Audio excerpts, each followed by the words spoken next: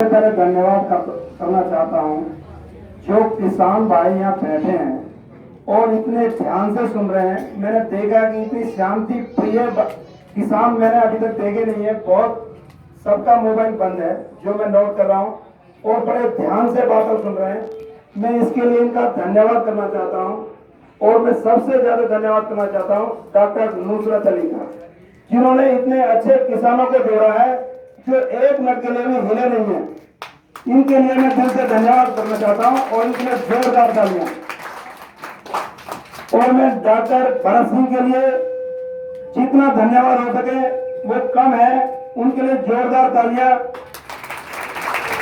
वो हमारे कलम के ऐसे सिपाही हैं जो काम कलम से हो जाता है वो किसी से नहीं होता, लेकिन जब उनकी कलम रुक जाएगी उसके बाद हम बैठे हैं उस काम को कराने के लिए। मेरी सभी किसान भाइयों से अनुरोध है कि आप लोग अपनी ताकत को पहचानो। आपके अंदर छुपी हुई बहुत बड़ी ताकत है जिसको आप कभी देख नहीं पा रहे। एक छोटा सा जापान जो बिल्कुल खत्म हो चुका था आज वर्ल्ड की तीसरी बड़ी इकोनॉमी बन चुका है। उसका कारण सिर्फ ये था कि पहले वो छोटे छोटे टुकड़ों में बटा हुआ था। उनका कोई प्रधानमंत्री नहीं होता था, उनका कोई नेता नहीं होता था, उनका कोई शासन प्रशासन कुछ भी नहीं होता था। किसी ने अनाज ले लिया, किसी ने गेहूं ले लिया, किसी ने चना ले लिया। उनकी ऐसे शासन प्रणाली चलती थी। जब उन्होंने देखा कि हमारा देश पूरी तरह से खत्म होता जा रहा है, उन्होंने अपने देश को पहले जोड़ा, सारे छोटे छोटे राज्य पूरी तरह से खत्म किए। उसके बाद उन्होंने एक पूरे देश में कानून बनाया। उनका एक प्रधानमंत्री था। पूरे जापान के अंदर संसाधन एकमात्र भी कुछ भी नहीं था उनके पास। उन्होंने अपनी एक छोटी सेना बनाई। उस सेना को लेकर उन्होंने संसाधन के लिए लड़ाई लड़ना शुरू कर दिया। वो जहां भी जाते अपनी लड़ाई को जीतते चले जाते। अब उनको अमेरिका का नंबर आ गया। अमेरिका उस टाइम पे खड़ा ही हो रहा था, लेकिन अमेरिका चाहता था कि मैं पूरे वर्ल्ड पे अपना आधिपत्य जमा लूं। जैसे ही जापान ने उसका अटैक करा और जापान पे इतने परमाणु बम छोड़ दिए, जब बिरले ही होते थे, एक दो देश ही होते थे जिनके पास परमाणु बम होते थे, वो पूरी तरह से खत्म कर दिया। उस पर एक बार नहीं, दो बार नहीं, जब तक वो खत्म नहीं किया छोड़ दिया। अब जापान पूरी तरह से खत्म हो चुका था। उसने बिना शर्त के अपने हथियार छोड़ दिए। करे जैसा चाहो आप हमारे लिए कर सकते हो। उन्होंने कहा कि जब भी तुम्हारी लड़ाई होगी तुम्हें सेना चाहिएगी, सेना में जो भी तुम्हें खर्च होगा हम करेंगे, लेकिन आप कोई सेना नहीं बनाओगे। उन्होंने सोचा कि अब इसके बाद हमारे पास कोई उपाय नहीं है। उसके बाद उन लोगों ने ध्यान दिया कि अब हम युद्ध तो कर सकते नहीं, लेकिन हमारे पास संसाधन भी नहीं है। उन्होंने अपने बच्चों की पढ़ाई पर ध्यान दिया। अपने बच्चों को टेक्निकल बच्चों को बनाया, सारे बच्चों को टेक्निकल बनाया। और आज जापान की जो भी गाड़ियां हैं, जितनी भी मशीनरियां हैं, नंबर 1 है वर्ल्ड के अंदर। हेनरी फोर्ड को भी फेल कर दिया। जो हेनरी फोर्ड कभी विश्व का सबसे बड़ा कार निर्माता होता था, आज जापान की कार के आगे सब फेल है। अगर दुनिया में बिकने वाली कार है तो जापान की कार बिकती है, जापान की मशीनरी बिकती है। हम बड़े गर्व से जापान की चीजों खरीदते हैं और हिंदुस्तान की चीज या चाइना की चीज खरीदते हुए चाहे कितनी महंगी भी हो, चाइना की है, तुरंत खरीदते नहीं हैं। मेरी सभी लोगों से अनुरोध है कि आप जो लोग कभी मील के चक्कर काट रहे हैं, कभी पर्ची के चक्कर काट रहे हैं, कभी किसी के चक्कर काट रहे हैं, आप लोगों के पास छोटे छोटे बहुत सारे संगठन बने हुए हैं, सुनता कोई है नहीं आपकी। आप लोगों से मेरा अनुरोध है अपने अंदर की छुपी हुई ताकत को पहचानो कि आप कितने ताकतवर हो। और एक दिन ऐसा आ जाएगा कि अधिकारी जब तक आप नहीं बैठोगे तो आप अपनी कुर्सी पर नहीं बैठेगा। आप लोग अपने आप को पहचान नहीं पा रहे क्योंकि हम अपने पहले परिवार को नहीं चला पा रहे, अपने परिवार के साथ ही नहीं जुड़ पा रहे, तो हम समाज के साथ, क्षेत्र के साथ, देश के साथ कैसे जुड़ पाएंगे।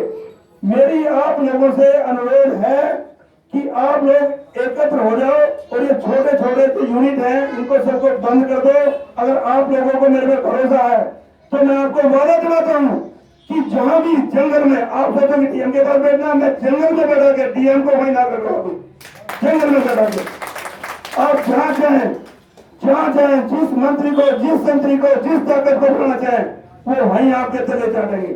आप लोग रोज मील के चक्कर काट रहे हैं, पर्ची नहीं आ रही, रोज हर जगह चक्कर काटते जा रहे हैं। आपके पास इतनी ताकत है, मील मालिक चल के आए आपके पास। भाई साहब आपका खेत एक दिन के अंदर कटेगा, सारा गन्ना आज ही कटेगा, पेमेंट नहीं मिलेगी। वो ताकत आपके पास होनी चाहिए। अगर आपके पास यूनिटी है, आपके पास विल पावर है, तो आप इसको कर सकते हो। ये सारे मील बंद हो जाएंगे। आपने क्या सिंबालू शुगर मील के लिए क्या वो परमानेंट ठेका लिया क्या? आपको अगर सिंबालू शुगर मिल पेमेंट नहीं देता तो आपके पास दूसरे ऑप्शन है, दूसरे मिल को चुनो, लेकिन आप चुन क्यों नहीं पा रहे? आपके पास ताकत कमजोर हुई पड़ी है क्योंकि आपकी यूनिटी नहीं है। आपके पास अंदर की पावर को पहचान नहीं रहे। अगर आपने पहचान दिया तो आपको कोई दुनिया की ताकत आपको घर बैठे वहीं सारे काम करती जाएगी। आप एकजुट हो जाओ, मेरी आप लोगों से अनुरोध है। फिर देखो, आप अपनी ताकत के सामने कोई टिक नहीं सकता। मात्र 100 आदमी, मैं ये नहीं कहता तुम लाखों करोड़ों लोग हो, मात्र 100 आदमी ये देश से छोड़े दुनिया को हिला सकते हैं। लेकिन वो आदमी ऐसे हो टिका हुआ पत्थर की तरह, गोली चली है तो चलाओ हमारे सीने में। लेकिन अभी हमारे छोटे छोटे अभी परिवार के अंदर कोई बिजली काट रहा है, आया बिजली काटने वाला, पड़ोसी कहा बहुत अच्छा हो गया, देखो कट गई इसकी बिजली, वो देख के खुश हो रहा। अगर हमारे कोई भी परेशानी आती है तो हम आपस में ही साथ देने के लिए तैयार नहीं है। आज आप ये मत सोचो कि आपकी बिजली कट क्यों रही है, आपके कनेक्शन कट क्यों रहे हैं। आपका पड़ोसी उसको तो कंप्लेन करके बुला रहा है, ना किसी प्रशासन को जरूरत पड़ रही है, ना 100 नंबर को जरूरत पड़ रही है तुम्हें परेशान करने की। तुम्हारा पड़ोसी तुमको परेशान कर रहा केवल, इसीलिए तुम्हारे साथ परेशानी पड़ी हुई है। सबसे पहले अपने आप को पहचानो और परेशानी की साथ अपने पड़ोसी की सहायता करना सीखो, ताकि पड़ोसी तुम्हारे दुख में, तुम्हारी परेशानी में तुम्हारे साथ खड़ा हो। अगर तुम्हारी ताकत का उसे अंदाजा होगा कि इस मोहल्ले में मत जाना, ये सारे लोग एक हो जाएंगे, तो वो घुस नहीं सकता, उसकी हिम्मत नहीं है। आपकी बिजली चेक कर ले, आपकी बिजली काट दे या आपके लिए कोई परेशानी पैदा कर दे। केवल ये हमारी आपसी कमजोरी हमें आगे बढ़ने नहीं दे रही। मैं सभी किसान भाइयों से अनुरोध करूंगा, आज हमारे देश में बहुत सारी संगठन बने हुए हैं। सब संगठन केवल कोई राजनीतिक हो गया, कोई पैसे लेके चला था, मैं किसी के बारे में भी कहना नहीं चाहता। क्योंकि अगर हम निंदा, अभी अब्दुल कलाम ने कहा है कि नींद और निंदा पर अगर विजय पा लिया तो आपको जीवन में सफल होने से कोई रोक नहीं सकता। हम निंदा और नींद पे जिस दिन हमें सफलता मिल गई उस दिन हम आगे बढ़ते नजर आएंगे। इसलिए मैं किसी के बारे में कोई बात कहना नहीं चाहता। अपने दृढ़ संकल्प के साथ आज अपनी दृढ़ संकल्प लो कि हम एकजुट होंगे और एकजुट होकर काम करेंगे। जहां भी अगर हमें बुलाएंगे एक तो हम 10 जाएंगे। अगर एक आदमी 10 आदमी से संपर्क नहीं कर सकता तो उसका इस समाज में जीवन यापन करना बेकार है। वो किसने जुड़ा? अगर वो अपने 10 आदमी से नहीं हो सकता। अगर हम एक आदमी बुला रहे, पता चला हमने 10 बुलाए, उनमें से 9 गायब हो गए, एक ही मिला। जब आज आपके पास समस्या आती है तो आप थाने में 4 घंटे बैठ जाते हैं। जब आपके पास समस्या आती है तो जेल में 4 दिन तक बैठ जाते हैं। अगर आप इन सब से निजात पाना चाहते हैं तो अपनी ताकत को पहचानो और एकजुट हो जाओ और ये देखो कि कौन तुम्हारी समस्या का समाधान कर सकता है। अगर तुम्हारी समस्या का समाधान ना हो, जो आप काम 1 हफ्ते में करते हैं, अगर वो 1 मिनट में ना हो तो मेरी गर्दन कटवा देना। 1 मिनट के अंदर ना हो। आप लोग अपनी ताकत को पहचानो। आप लोगों के पास बहुत बड़ी ताकत है और किसान से बढ़ के ताकत आज इस दुनिया में कोई नहीं है। आज पूरे वर्ल्ड में अगर कोई किसान है तो हिंदुस्तान में किसान है, बाकी तो सरकारों ने खत्म कर दिया है। आप ये लोग सोचें कि ये सरकार हमारा विरोधी है, वो सरकार हमारी विरोधी है, मैं किसी का नाम नहीं लूंगा। जो भी सरकार आएगी वो किसान की विरोधी है। वो चाहती है कि किसान की जमीन को हड़प लिया जाए और इनको मजदूर बना दिया जाए। मजदूर बनाने के बाद इन्हें गांव खत्म कर दिया जाए और इनको शहरों में मजदूरी करने के लिए मजबूर कर दिया जाए। ये सरकारें जो मर्जी आ जाए वो यही सोचती हैं। वो सोचती हैं कि अगर हमारे देश की तरक्की होगी तो केवल तभी होगी जब किसान ये मजदूर बन जाएगा और इनके छोटे छोटे खेतों को हम बड़े बड़े खेत बनाकर मशीनरी से किलोमीटर के हिसाब से 2-4 गिने चुने बड़े उद्योगपति को दे देंगे, वो अपना आप खेती करेंगे, बाकी ये मजदूरी करेंगे, फिर इनकी आवाज उठाने वाला कोई रहेगा नहीं। मेरी आप लोगों से अनुरोध है कि अगर आपको अपना जीवन यापन करना है, अपने बच्चों की लाइफ को बचाना है, आगे बढ़ना है, तो एकजुट हो जाओ। आज कसम खाओ कि हम एकजुट होकर इस संगठन के साथ रहेंगे और हमारे आने वाली समस्या का मैं पूरी तरह से निदान करूंगा। मैं अपनी वाणी को विराम देता हूं। अगर मेरी बातें कहीं भी गलत लगी हो, मैं माफी चाहता हूं। मैं कोई नेता नहीं हूं, मैं कोई ऐसा कोई बोलने वाला वक्ता नहीं हूं।